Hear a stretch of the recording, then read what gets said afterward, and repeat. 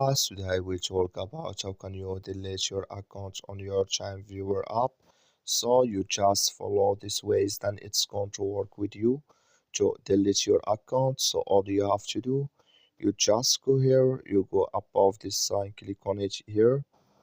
So then it's going to show for you a list like this. Then all you have to do next, you just click here on your name here, you just click on it.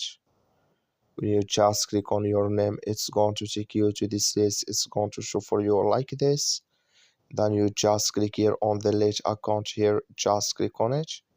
So then you just click here on the list.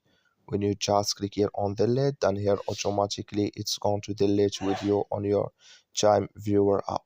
So that's all you have to do to delete your account. That's all.